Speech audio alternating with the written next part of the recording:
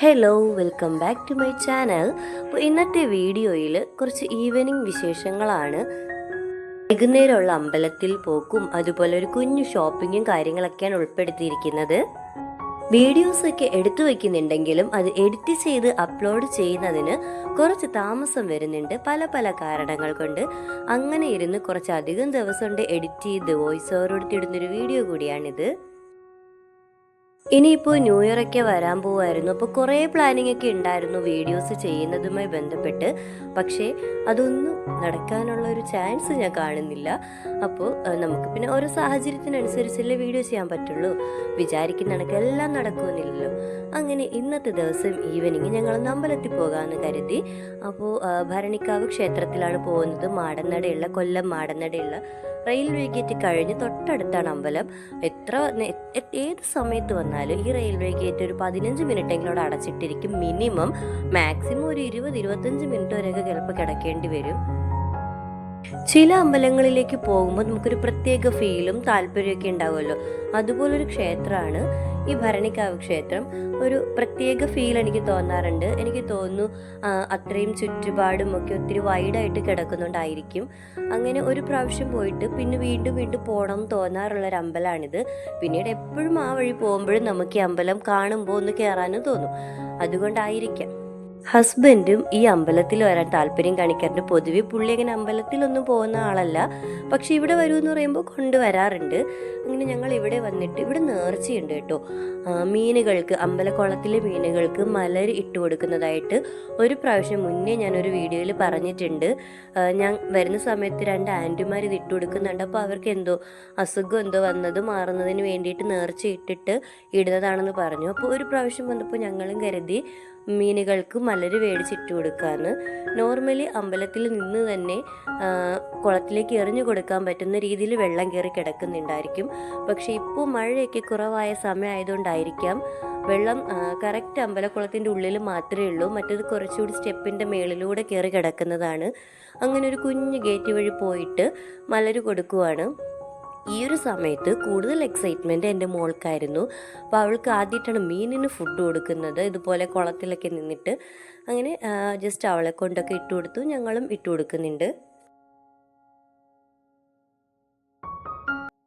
ഇതുപോലത്തെ കുഞ്ഞു കുഞ്ഞു കാര്യങ്ങൾ ചെയ്യുന്നതിൽ ഒത്തിരി സാറ്റിസ്ഫാക്ഷൻ കണ്ടെത്തുന്ന ഒരാളും കൂടിയാണ് ഞാൻ.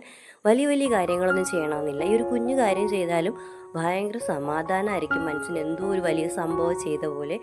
അങ്ങനെ മീനിനുള്ള ഫുഡൊക്കെ കൊടുത്തു. ഒന്ന് ജസ്റ്റ് അമ്പലത്തിലൊന്ന് തൊഴുതിട്ടാണ് ഇത് കൊടുത്തത്. അതിന് ശേഷം വീണ്ടും നമ്മളൊന്ന് പ്രദക്ഷിണം ചെയ്യുന്നുണ്ട്.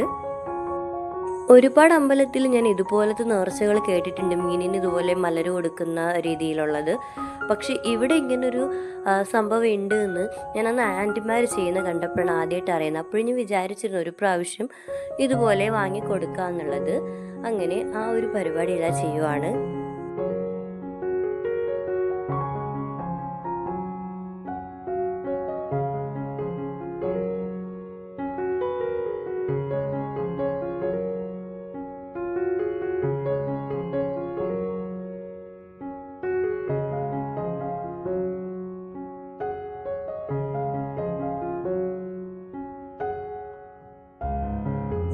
മീനിന് ഉള്ള ഫുഡെല്ലാം കൊടുത്തിട്ട് നേരെ അമ്പലം പ്രദക്ഷിണം വയ്ക്കാനായിട്ട് പോവുകയാണ്. അപ്പോൾ ഞങ്ങൾ മുന്നേ ഒരുപാട് പ്രാവശ്യം അമ്പലത്തിൽ വന്നിട്ടുണ്ട് ഇവിടെ.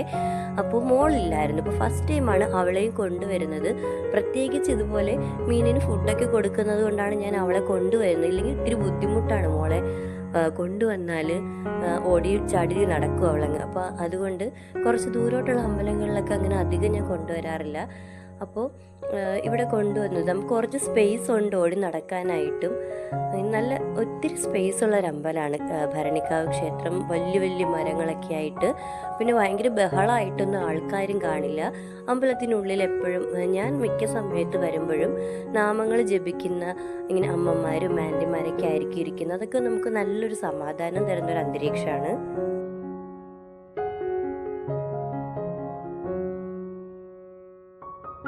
അവിടുന്ന് നേരെ ഹസ്ബൻഡിൻ്റെ ഒരു ഫ്രണ്ടിൻ്റെ കടയിലൊക്കെ പോകണമായിരുന്നു. അപ്പോൾ അവിടെയൊക്കെ പോയിട്ട് കുഞ്ഞൊരു ഷോപ്പിങ്ങും കൂടി ചെയ്യാമെന്ന് കരുതി. കാരണം പുള്ളി ഇത് കഴിഞ്ഞിട്ട് ഓഫീസ് ആവശ്യത്തിന് വേണ്ടി പോകുന്നുണ്ട് ബാംഗ്ലൂർക്ക്. അപ്പോൾ അത് കഴിഞ്ഞ് പുള്ളി വരുന്നതിനകം വെച്ചുള്ള കാര്യങ്ങളൊക്കെ കുറച്ചധികമായിരുന്നു ഷോപ്പ് ചെയ്ത് വെച്ച് കഴിഞ്ഞാൽ എനിക്ക് പിന്നെ എപ്പോഴും ഷോപ്പിങ്ങിനൊന്നും പറഞ്ഞ് പുറത്തുകൊണ്ടല്ല, അങ്ങനെ ഒരു ഷോപ്പിംഗ് ചെയ്യാനായിട്ടാണ് പോകുന്നത്. പക്ഷേ ഇവിടെ എത്തി ഉള്ളിൽ കയറി കഴിഞ്ഞപ്പോൾ ഞാൻ സത്യം പറഞ്ഞാൽ ഒത്തിരി വീഡിയോ എടുക്കാൻ മറന്നുപോയി. കാരണം മോളെയും കൊണ്ടൊരു ഷോപ്പിങ്ങിന് പോകാമെന്ന് പറഞ്ഞാൽ അതും ഭയങ്കര ടാസ്ക്കാണ്. അവൾ ആ ട്രോളിയിൽ കയറി ഇരിക്കണം, പിന്നെ അതിൽ ചാടും, നമ്മൾ എടുത്തു വയ്ക്കുന്ന സാധനങ്ങളൊക്കെ പൊട്ടിക്കാൻ ശ്രമിക്കും, പിന്നെ അതിൻ്റെ പുറകെ തന്നെ പോകാൻ കുറേ സമയം വേണ്ടി വരും. അങ്ങനെ അവളാണ് ഫസ്റ്റിൽ എല്ലായിടത്തും എക്സൈറ്റ്മെൻറ്റോടെ പോണത്. അങ്ങനെയുള്ള കാര്യങ്ങളൊക്കെ ഉള്ളതുകൊണ്ട് ഞാൻ അധികം വീഡിയോ എടുത്തിട്ടില്ല, കുഞ്ഞു ക്ലിപ്പിങ്സേ എടുത്തിട്ടുള്ളൂ. അത് ക്യൂട്ടായിട്ടുള്ള ഗ്ലാസ്സുകളൊക്കെ കണ്ടപ്പോൾ ജസ്റ്റ് ഒന്ന് വീഡിയോ എടുക്കാമെന്ന് കരുതി. കണ്ടില്ല, ആദ്യം തന്നെ അവൾ ആ ട്രോളിയിൽ കയറി ഇരിക്കും. ഇനി ഒരു സാധനം പ്രോപ്പറായിട്ട് അതിനകത്ത് വെക്കാൻ അവൾ സമ്മതിക്കില്ല. ഞാനിങ്ങനെ ഓരോ ഷോപ്പിങ്ങിന് പോകുമ്പോൾ എന്തിങ്ങനെ ക്യൂട്ടായിട്ടുള്ള ഗ്ലാസ്സുകൾ അങ്ങനത്തെ ഐറ്റംസൊക്കെ കാണുമ്പോൾ നമ്മൾ കിച്ചണൊക്കെ ഡെക്കറേറ്റ് ചെയ്യാൻ വെക്കാൻ പറ്റുന്ന ശേഷം ഞാൻ മനസ്സിനൊന്ന് കൺവിൻസ് ചെയ്യാൻ ശ്രമിക്കും. അപ്പം മന്ത്ലി നമ്മുടെ സാലറി എന്നൊരു 199 രൂപയ്ക്ക് ഗ്ലാസ് നമുക്ക് ഇഷ്ടത്തിനനുസരിച്ച് എടുത്തു എന്ന് പറഞ്ഞാൽ പ്രത്യേകിച്ച് കുഴപ്പമൊന്നുമില്ലല്ലോ. അതുമാത്രമല്ല നമ്മൾ അങ്ങനെ ഒരു എക്സ്പെൻസ് ആയിട്ട് ചിലവാക്കുന്നതിന് കുഴപ്പമില്ല അങ്ങനെയൊക്കെ പറഞ്ഞ് മനസ്സിനെ ഒന്ന് കൺവിൻസ് ചെയ്യാൻ ശ്രമിക്കുമ്പോഴും എന്നിട്ട് ഞാൻ മനസ്സിലായിരിക്കും വേണ്ട, യൂസ് ഇല്ല, ജസ്റ്റ് ഷോപ്പ് പീസായിട്ട് വയ്ക്കാനല്ലേ എടുക്കണം. എന്നെപ്പോലെ ചിന്തിക്കുന്ന കുറച്ച് പേരെങ്കിലും കാണൂല്ലേ. പക്ഷേ ഹസ്ബൻഡിൻ്റെ അടുത്ത് പറഞ്ഞാൽ പുള്ളി എടുത്തോളം പറയും, എന്നാലും ഞാനങ്ങ് ബാക്കിലോട്ട് വലിയും. യഥാർത്ഥത്തിൽ നമുക്ക് ജോലി കിട്ടുന്ന ആ ഒരു സമയത്ത് നമ്മൾ ചിന്തിക്കും സാലറി വന്നിട്ട് ഇഷ്ടമുള്ള കണക്ക് പർച്ചേസ് ചെയ്യണം, അത് ചെയ്യണം ഇത് ചെയ്യണം എന്ന് കുറേ പ്ലാനിങ് ഇടും. സത്യം പറഞ്ഞാൽ ജോലിക്ക് കയറി കഴിഞ്ഞ് സാലറി കിട്ടിത്തുടങ്ങുമ്പോൾ ഇതുപോലെ നമ്മളെല്ലാത്തിൽ നിന്ന് പിന്നോട്ട് വലിയും, ഒന്നും പ്രോപ്പറായിട്ട് വാങ്ങില്ല. ആ സെയിം സിറ്റുവേഷനാണ് എനിക്കുള്ളത്. ഞാനും പ്രത്യേകിച്ചൊന്നും വാങ്ങാനായിട്ട് കൂട്ടാക്കത്തില്ല. അപ്പോൾ ഹസ്ബൻഡ് എപ്പോഴും പറയും സ്വന്തം ക്യാഷ് ഇറങ്ങുന്ന സമയത്ത് പിന്നിലോട്ട് വലിയും എന്ന്, പുള്ളി വാങ്ങിത്തരുമ്പോൾ കുഴപ്പമില്ല എന്ന് പറയും. അതെല്ലായിടത്തും നടക്കുന്ന കാര്യമാണില്ലേ. ഇന്നത്തെ വീഡിയോ കുഞ്ഞു വിശേഷങ്ങളുള്ള ഈ ഒരു ചെറിയ വീഡിയോ ആണ്. ഇനിയും പുതിയൊരു വീഡിയോയിലൂടെ വീണ്ടും കാണാം. Thanks for watching.